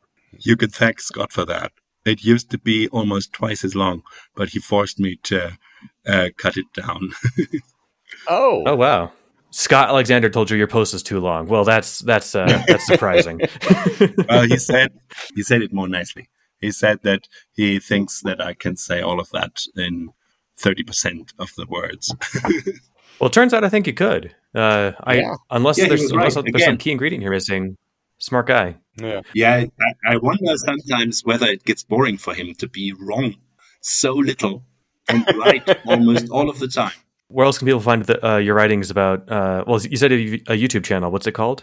Well, it's also 7 Secular Sermons. Can you talk about that real briefly? Because I know you were very excited about the 7 Secular Sermons, and I would like people to know, like, what it is and what you think they would get out of it, and then where they can find it. All religions have didactic poetry that explains large amounts of their mythology in song or poems. And atheism doesn't have that, or it didn't used to have that. It has that now, because I finished a few weeks ago. Maybe someone else can do better, but for now, this is the first attempt at trying to frame ecstatic experiences where people feel beside themselves. Experiences that people have on LSD, or when they meditate enough, or if they're just psychotic. These kinds of experiences used to get people into religion. Like there's people who were never religious in any way, and then they did a lot of drugs, and then they end up with Hindu or Buddhist symbols, not only wearing them, but also using these religious concepts. And I think if atheism is going to replace religion, it needs to also replace this function that religion provides a frame for ecstatic experiences where you feel one with the universe. And that function I hope to provide. That's outstanding. Yeah, I haven't actually listened to the full thing yet. I know it's about an hour and a half, but I'm going to be moving to San Francisco soon. And when I do, I want to set some time aside for me and my girlfriend to sit down and listen to this entire thing. But I believe right now you can find it at 7secularsermons.org. Is that right? I bought like 10 different domains, like it's 7 Secular Sermons with a number, or 7 written out as a word, and it's .org and .net, and but if you just Google 7 Secular Sermons, you find it. Actually, the YouTube video is inferior to the video on X, formerly known as Twitter, because YouTube will run ads right in the middle of your ecstatic union with the universe and tell you about something you should buy. And Twitter doesn't do that. I should probably link to the new video, to the Twitter version of the new video on the website. But I'm kind of busy with the cancer and everything. Various ad blockers will usually stop that from happening. Hopefully these ad blockers still work in the future when people are listening to this episode. They work for me. They're always trying to work around them. Yeah, worked for me too, but who knows if in a year from now, YouTube will have found a way to disable them. We'll find a way. The resistors will always be pushing back. I think I'm ready to wrap up, and I'm worried. I sometimes the audio is flickering in and out. I don't want to keep pushing our luck. Yeah. So we'll link to everything you'd like, and everyone check out. The post is called Consciousness as Recursive Reflections. Check out 7 Secular Sermons. I'm really excited about it. Man, Daniel, thank you so much for your time on this. This has been enlightening and a lot of fun. Yeah, thank you. That was a lot of fun. And I'm really glad I finally got to talk to you and not just listen to your episodes. Well, thank you for coming on. This has really helped us out a lot too. Yeah, this is the whole fun of doing this podcast for me is conversations like this. Yep. I know why so many people are starting podcasts with it's such fun. Exactly. All right. Thank you for joining us and have a good day. Thanks, Daniel. You too. Bye-bye. Stephen, welcome back. Thanks, man. How you doing? I'm doing all right. I actually am kind of nervous and excited. I believe Pinkie Pie called it nervous-sided back on My Little Pony, Friendship is Magic. So, small announcement here. I am going to be moving to San Francisco for a few months. It's finally happened. He's been a rationalist for too long. Oh no, they're sucking me in. All of them end up going to San Francisco eventually. As is the way. Yeah, in this particular occasion, I can't even blame rationalism. I got to blame true love. Yep. I met a girlfriend at a rationalist event, though. It was at a winter solstice, the rationalist winter solstice, so maybe we can blame the rationalists after all. She lives in San Francisco, and so I am moving out there to try being near her, see what that's like for a few months. So if anyone is in San Francisco, I would be delighted to meet up. I'm going to be staying at Lighthaven for at least the first few months of this, which is a big rationalist, event center / inn. It's a really cool campus. It's a campus. There we go. That's a good thing to call it. I'll be staying there. They're having an internal September there. Feel free to drop me an email or whatever, and maybe we can meet up. But yeah, my life is going to be taking a significant change here. Well, I'll be visiting too, so that'll be fun. Yeah, that's right. You're doing this in the smartest, most calculated way possible. Your initial tenure out there has a hard stop in January. Mm-hmm. You're not throwing everything to the wind, and you're getting your feet wet with a trial run, which is smart. Yeah. Well, you know who is not moving out to San Francisco yet? Me? The Guild of the Rose. Them too, yeah. that was the worst possible segue. Oh, we've had worse. But yes, the Guild of the Rose is the organization that we partner with. They do IRL rationalist stuff. Well, IRL here in Denver. Group stuff on Discord. I always feel weird reading the same pitch over and over, but it's practicing rationality techniques in a group setting, usually small groups of less than half a dozen. Join for free to check out the skill tree, which is getting revamped here soon. It's the way to practice and hone rationality techniques with instructors and courses such as prompt engineering and decision trees and all the cool stuff that you need to make your life awesome these days. Yeah, and you get a online rationalist social group. So if you're one of those people who cannot move to San Francisco, this is a great alternative. Or Denver. Or Denver, right. Yeah. Where we, for the last few months, have been doing once a month IRL presentations. Yeah, I've enjoyed all of them. They've been pretty darn interesting. You just did the last one. I did. So to sign on to that, go to guildoftheRose.org or follow the link in the show notes. Yes. We have at least one piece of feedback here. Yeah, let's do it. This goes back to the whole episode on excellence with Tracing Woodgrains a couple months ago. Ask Who Casts AI says, I am absolutely fine with half-assing my slightly make-work office job if it allows me to put my whole ass into something personal I'm actually proud of. I just wanted to pull that out because when I said focusing on being excellent at your job is one great way to focus on excellence, I stand by that. It's a really good thing, but it doesn't have to be it's just a good default thing to focus on if you have a job and you don't have other things that really drive you. That's a legit good one to go to. But if you do have other things that you are more proud of and more interested in than your job, then absolutely divert excellence resources away from your paycheck and more towards the things that you think are actually important to you on an emotional level or you think are going to be more impactful. Totally agree. And don't slow down, Ask Who. I love your podcast podcast is the right word for it. Yeah. I love that I can listen to so many of these posts. It makes them way more accessible.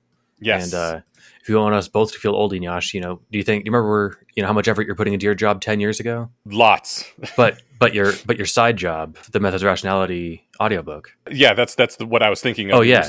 Not your desk job. That got the minimum amount of effort to stay employed and get the job done, right?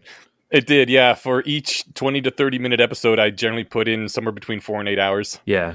Man, that was awesome. It was usually closer to 8 because whenever I started optimizing things to spend less time on something, I would find new ways to add more work. There's always more work to add. Can always make it a little bit better.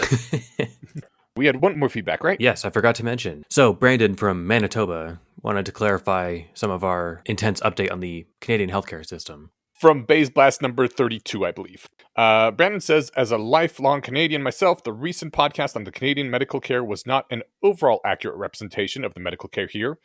Each province essentially has their own medical system. So anecdotes about experiences in one province aren't representative of the system as a whole.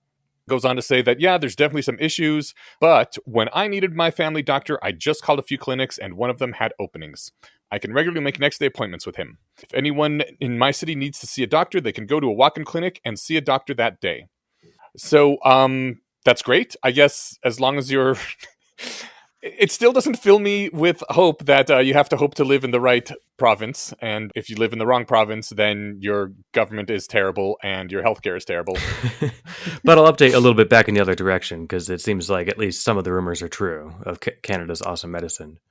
Yeah, in some places it's great, in other places it's terrible. Personally, I would not rather leave that up to which government I happen to be under, but I get that getting things for what looks like for free is great. Nice phrasing. So this reminds me of two things. One, I was talking about anarcho-capitalism with my wife today, and this just sounds like what you'd get here, which reminds me, that was the second thing. That's kind of what we have here. If you're looking to get an abortion, in some states you got to drive 1,000 miles to go get one. But I suppose when you get there, the one's available. So, usually. Abortions are kind of a special exception, but like the medical care here, when you can pay for it privately, it's pretty good. When you are stuck with what the government gives you, it's often kind of crap. Yeah, if you can pay out of pocket, you can do whatever you want, whenever you want. But if you're waiting for insurance, sometimes that can be a while too. Yeah, it all depends on you. If you've got Kaiser, we talked to somebody who works there, confirming all our suspicions that they're slow as fuck. So. Oh yeah, a lot of it depends on just how much you are able to pay. I was listening to a Brian Kaplan podcast yesterday and today. He was talking about anarcho-capitalism, and he was like, in an hour, I can't convince somebody that it's the best system, but I can make it seem not crazy. Oh, good. So I need to find that hour, which I believe is on YouTube or something. If I could be convinced something's not crazy, that's really close to getting me convinced that it's the best. So, well, or at the very least, it has some things that could be valuable to adopt. Yeah, I guess just from the floor of 0, not crazy is a pretty good threshold for me as far as serious consideration. So, well, thank you, Brendan, for the update, and I don't have much else to add. Well, shall we move on to our less wrong posts? Yeah, let's make our maps a little better, shall we? Absolutely. This is the last post in the Physicalism 201 sequence. Ooh, it's 201. I didn't realize that. Belief in the implied invisible. This is a follow-up to the generalized anti-zombie argument. He just starts this off by saying, one generalized lesson not to learn from the anti-zombie argument is, quote, anything you can't see doesn't exist, unquote. I'm about to say something that's maybe a little bit inflammatory, but... Who cares? Okay, the default idea of like, oh, this field is completely improvable, so we can just assume it doesn't exist is, true. But he quickly posits a counterexample, saying that should I believe in the moment where I can no longer interact with a photon, even in principle, the photon disappears. And he posits a photon that goes flying off in a direction towards a distant galaxy, which eventually will reach a point where we cannot interact with it, even in principle, in any way. Yeah, well, and as far as the consciousness thing, we won't get bogged down by it, but unless the cool EEG experiments happen to pan out exactly as best case scenario, we still can't point to the thing like, oh, that's consciousness. But it'd be insane to say, well, therefore consciousness isn't real, or qualia aren't real, right? Yeah. There is an invisible thing that we can say we're sure exists. I was actually just reading yesterday Eric Hole writing about how neuroscience is still pre-paradigmatic because it does not have anything to say about consciousness, which is, the most important thing brains do. And I thought that was a very interesting post. It's funny. He's the guy that we did that whole episode on, his really shitty anti-EA essay. Yeah. But a lot of the other stuff he says is really sane. Oh, yeah. It's really good. And honestly, I've even halfway come around on some of the things he said about EA. Well, we'll have to revisit it. I think that his case was just way too... I think he was just attacking the strawiest straw man I've ever seen. I will agree I disagree with a lot of it still, but there's one or two things where nowadays I'm like, okay, maybe he had kind of a point there. We'll have a fun talk about it sometime.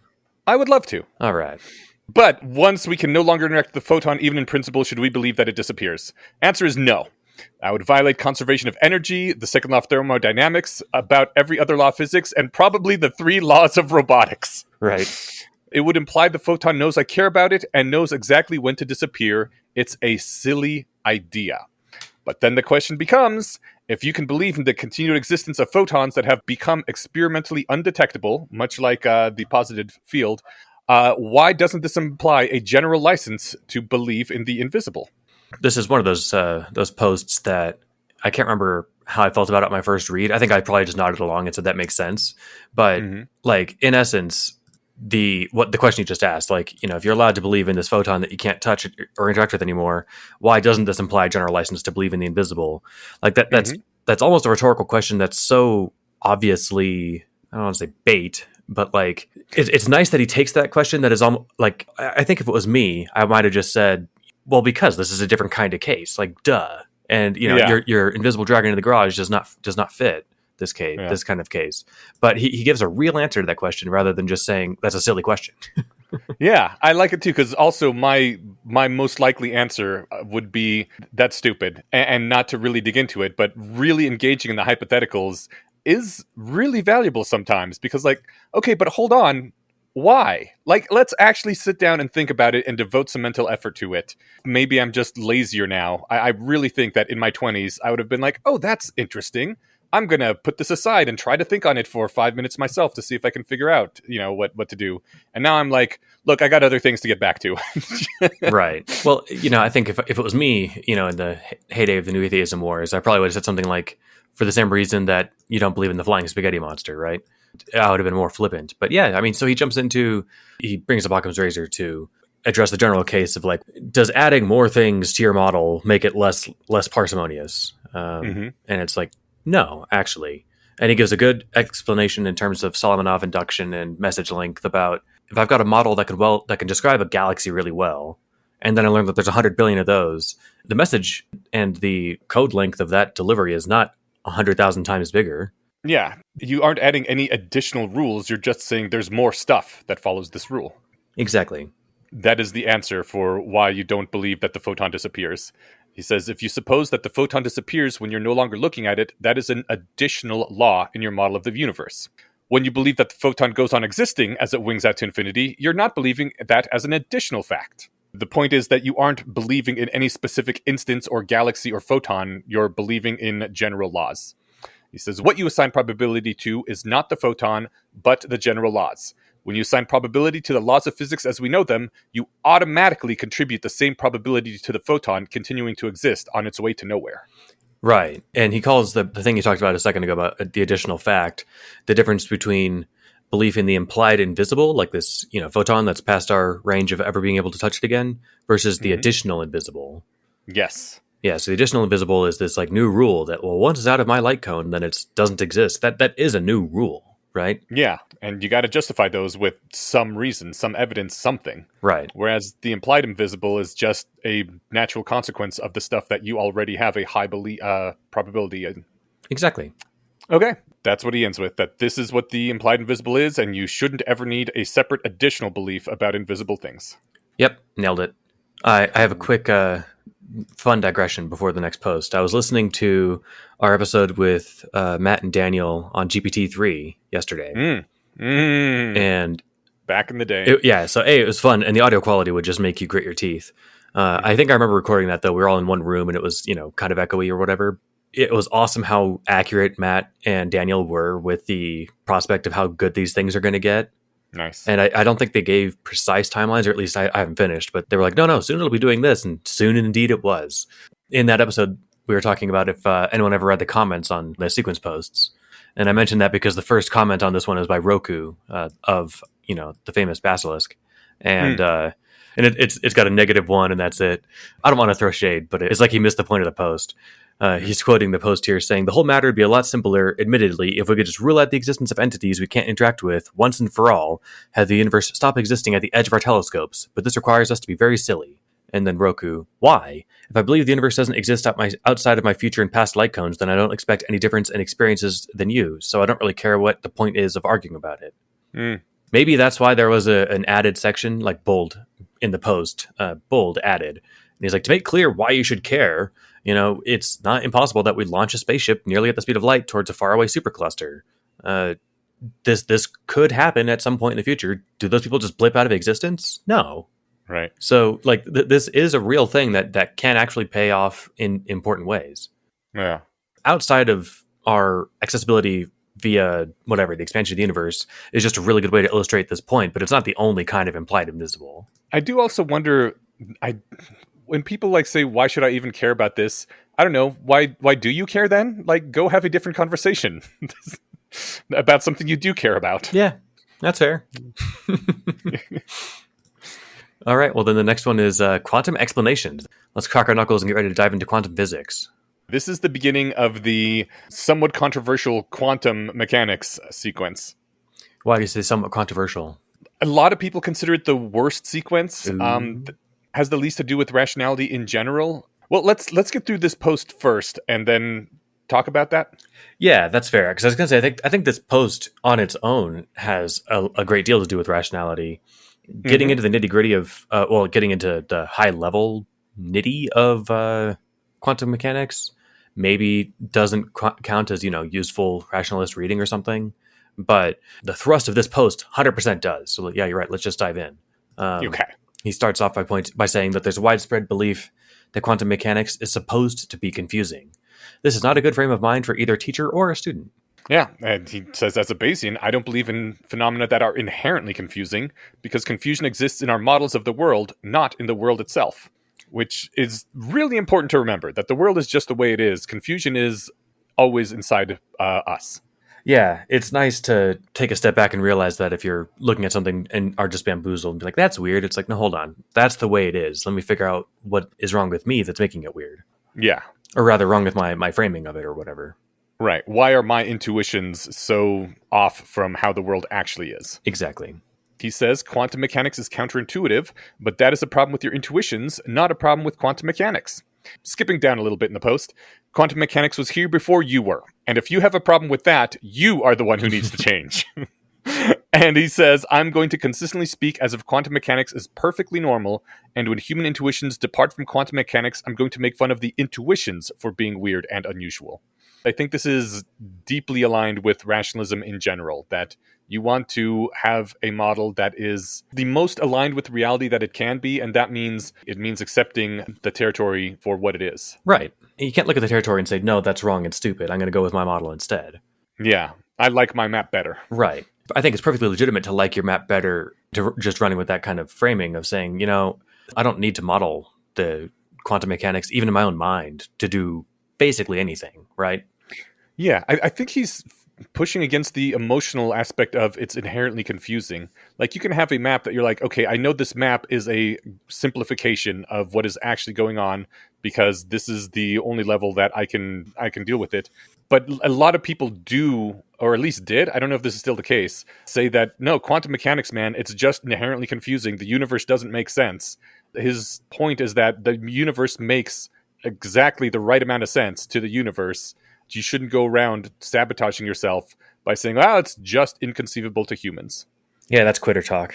I think it's one of the most unfortunate things Richard Feynman ever said, that no one understands quantum mechanics. And I'm just guessing at the context. It was probably in response to like the letters he got in the mail from people that were like the crazy rantings at physics departments from madmen who have these crank ideas. Mm-hmm. And it's like, if you think you understand it, you don't. And I think he's talking to the general nutcase. But I've seen that quote still just used as a throw around thing for, well, if you're talking about quantum mechanics, you don't know what you're talking about. And it's like, that's not true of people, of some people. It's definitely true of Deepak Chopra, but it's not true of physicists and people who've spent some time learning about quantum mechanics. And depending on when he was writing, it may have been true of all humans. Like, there was a time where you could legitimately say that if you think you know why some of the stars move in the sky and we call those stars planets, you don't, was a true statement. Right. Yeah, I don't know the timing of that statement either. So maybe it was accurate at the time, but it's still just an unfortunate thing that people still pull out today. Yeah, because everything else that came out of Richard Feynman's mouth, he could point at as like an awesome thing that's still true. Right. Eliezer talks about like why this is. He says the traditional introduction to quantum mechanics that was being taught at least in 2007 starts by saying that matter sometimes behaves like little billiard balls bopping around and sometimes behaves like crests and troughs moving through a pool of water. Early scientists first thought that matter was like billiard balls, then that it was like waves in the ocean, and then that it was like billiard balls again. And then the early scientists got really confused. Dragging a modern-day student through all this may be a historically realistic approach to the subject matter, but it also ensures the historically realistic outcome of total bewilderment. There was quite a great deal of confusion in the early years of quantum mechanics, and I think he has a good point that there's no good reason to drag people through that. And I kind of feel like the reason people are dragged through that is an emotional commitment to preserving the weirdness of quantum mechanics. A lot like some people seem to have an emotional commitment to preserving the weirdness of consciousness or qualia. It feels mystical, and that makes it feel special. And so they want to be like, look, sometimes it's billiard balls and sometimes it's waves. Isn't that crazy?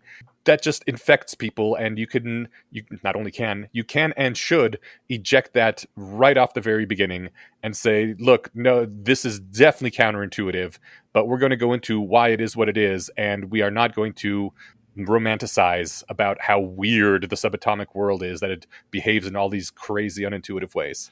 Yeah. I mean, I do like the shade you're throwing at the consciousness discussions we've had. By I mean, I agree with. I think it's fun that you're doing it. But I think that the difference is that I think that especially people like Liam that we're talking with, they're not holding it up on some pedestal of like this thing is magic necessarily. Like precisely what they're doing is saying that this is a problem that needs an explanation, and to just say, well, it's the neurons is not a good explanation. Right. I don't have a problem with people that say that. It's just that a lot of times it really feels like there's an emotional connection to the mysteriousness that wants to be preserved. Like when Keats was talking about how terrible it is that we know how the rainbow is formed.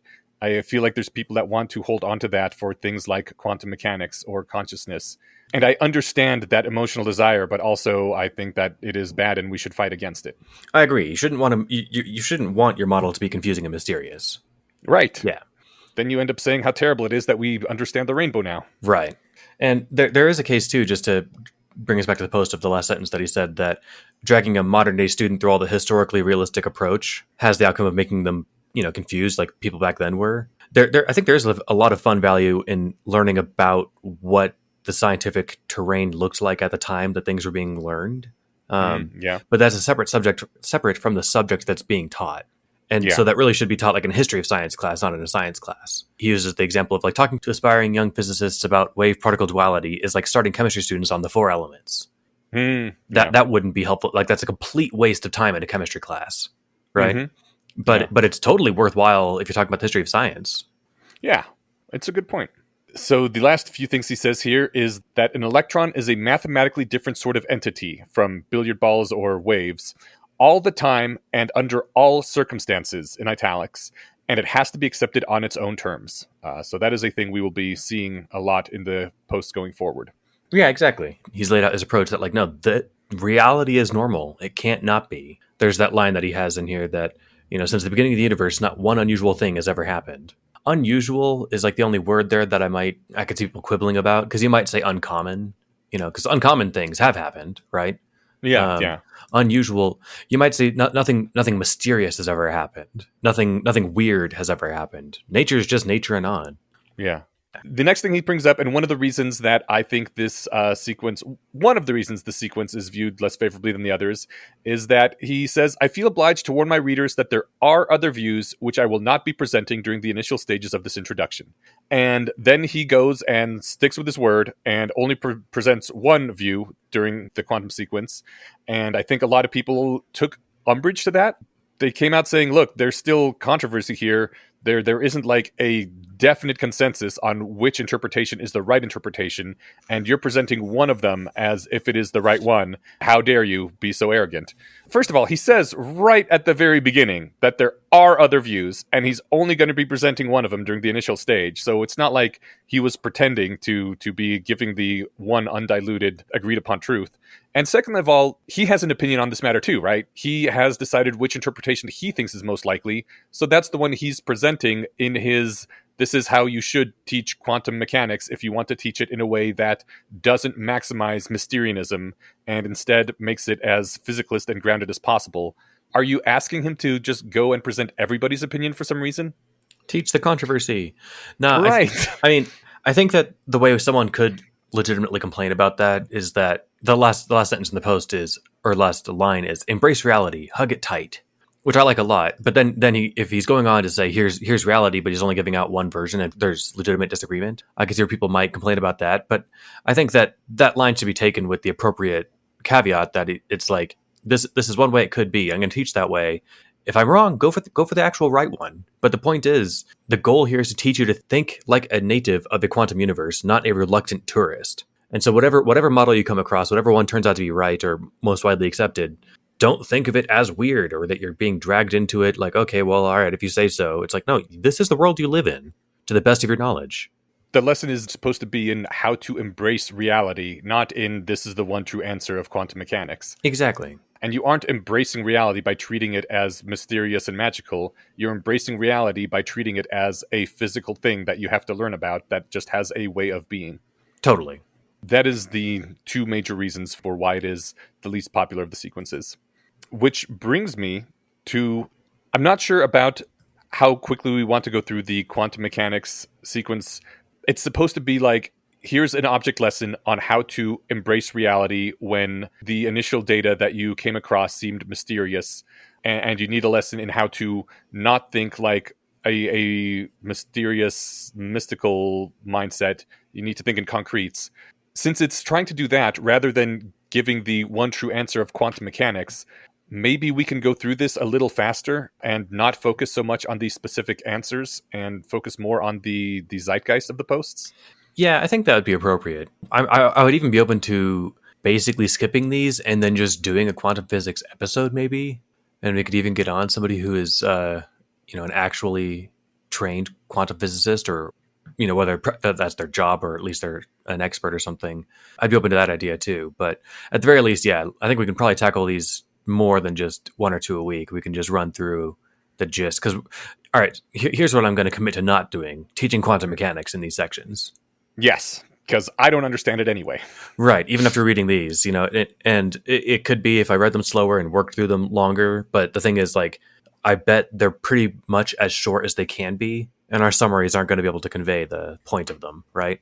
I remember when I first read them, I spent a lot of time trying to understand them, and I think I roughly understood most of it.